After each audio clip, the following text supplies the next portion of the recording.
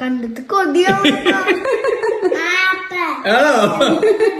കാണാൻ മാത്രമല്ല കേട്ടോ, കഴിക്കാനും അടിപൊളിയാണ്. അപ്പൊ ഇതെങ്ങനെ ഉണ്ടാക്കിയെന്നുള്ളത് ഞങ്ങൾ കാണിച്ചു തരട്ടെ, വായോ. അതിനു വേണ്ടിട്ടേ 1/2 കിലോ ബീഫ് ഇതേ കഴുകി വൃത്തിയാക്കി വെച്ചിട്ടുണ്ട്. അത് നമുക്കൊരു കുക്കറിലേക്കാണ് ഇട്ട് കൊടുക്കാം.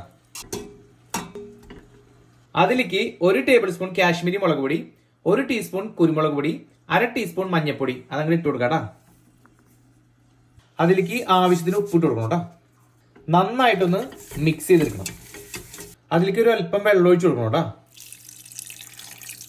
1/2 ഗ്ലാസ്സിന് താഴെ നിൽക്കുന്ന രീതിയിലാണ് വെള്ളം ഒഴിച്ചേക്കണേ. ബീഫ് നമുക്ക് പകുതി വെന്ത് കിട്ടിയാൽ മതി. അപ്പൊ മീഡിയം ഫ്ലെയിമിൽ വെച്ചിട്ട് ഒരു 5 വിസിൽ നമുക്ക് അടുപ്പിച്ചെടുക്കാം. അപ്പൊ നമ്മുടെ ബീഫ് 50% വെന്തിട്ടുണ്ട് കേട്ടോ. അപ്പൊ നമുക്ക് ഇത് ചെറുതായിട്ട് നീളത്തിൽ ഇങ്ങനെ കട്ട് ചെയ്തെടുക്കണം.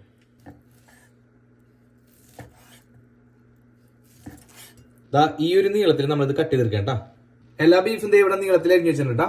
അതിലേക്ക് നമുക്ക് 1/2 ടീസ്പൂൺ മഞ്ഞൾപ്പൊടി ഇട്ട് കൊടുക്കാം, 1 ടേബിൾ സ്പൂൺ ചില്ലി ഫ്ലേക്സ് ഇട്ട് കൊടുക്കാം, 1/2 ടീസ്പൂൺ കുരുമുളക് പൊടി, 1/4 cup cornflour, 1/2 teaspoon Kashmiri chilli, 1 table spoon ginger garlic paste, ഒരല്പം ഉപ്പും കൂടി ഇട്ട് കൊടുക്കാം. ഉപ്പ് നമ്മൾ ഓൾറെഡി ഇട്ടാണ് വേവിച്ചത്, അതുകൊണ്ട് ഒത്തിരി വേണ്ട.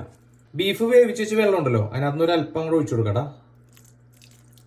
ഇനി ഇത് നമുക്ക് നന്നായിട്ടൊന്ന് മിക്സ് ചെയ്തെടുക്കണം കേട്ടോ. 1 ടീസ്പൂൺ വെള്ളം എല്ലാം കൂടി അതിനകത്തേക്കാണ് ഇട്ട് കൊടുക്കാം. അതും കൂടി ഒന്ന് നമുക്ക് നന്നായിട്ടൊന്ന് മിക്സ് ചെയ്ത് അങ്ങോട്ട് യോജിപ്പിക്കാം. പാൻ ചൂടായിട്ട് വരുമ്പോഴേ ആവശ്യത്തിന് ഓയിൽ ഒഴിച്ചു കൊടുക്കാം.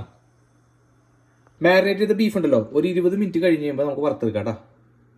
എണ്ണ നന്നായിട്ട് ചൂടായിട്ട് വന്നിട്ടുണ്ട്. അപ്പൊ നമുക്ക് ബീഫ് ഒന്ന് ഇട്ട് കൊടുക്കാം. ഒരു 3-4 മിനിറ്റ് കഴിയുമ്പോഴേ നമുക്ക് തിരിച്ചു മറിച്ചിട്ടൊന്ന് വറുത്തെടുക്കാം. എല്ലാ വശവും നന്നായിട്ട് ഫ്രൈ ആയിട്ട് വന്നിട്ടുണ്ട്. അപ്പൊ നമുക്ക് കുറച്ച് കറിവേപ്പിലയും പച്ചമുളകും കൂടി അങ്ങോട്ട് ഇട്ട് കൊടുക്കാം. അതും കൂടി ഒന്ന് വഴറ്റി കൊടുക്കാം. ഇനി നമുക്കിത് കോരിയിട്ടേ ഒരു പ്ലേറ്റിലേക്ക് മാറ്റാം. ഇതിന്റെ മെയിൻ അട്രാക്ഷൻ എന്ന് പറയുന്നതേ, ഇത് നമ്മള് ഹണിയിലേക്ക് ചില്ലി ഫ്ലേക്സ് ഇങ്ങനെ ഇട്ട് വെച്ചേക്കാണ്. ഈ സംഭവം ഇതിന്റെ മേലെ ഇങ്ങനെ അങ്ങോട്ട് ഒഴിച്ചങ്ങോട്ട് കൊട്ടിക്കണം. അപ്പോഴാണ് ഇതിന്റെ ശരിക്കുള്ള ടേസ്റ്റ് വരുന്നത്. കഴിച്ചു നോക്കിയാലോ? എന്താ ലുക്ക്, ഒന്ന് കഴിച്ചു നോക്കിയത് നീക്കട്ടാ. നീ കുട്ടിക്ക്, സാക്കി കുട്ടിക്ക്, അമ്മക്ക് എങ്ങനെയുണ്ട്? സൂപ്പറാണ്. സാക്കിക്കൂട്ട അഭിപ്രായം പറഞ്ഞില്ല. ഉണ്ടാക്കിയോളം കഴിച്ചോക്ക്. എന്റെ പൊന്നെ, കിട്ടു കഴിച്ചോണ്ടോ? ഓ സ്വർഗം.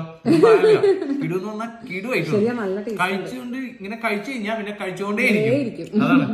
അപ്പതേ നമ്മുടെ honey chilli beef dry fry പൊളി ആയിട്ട് ഉണ്ടാവും.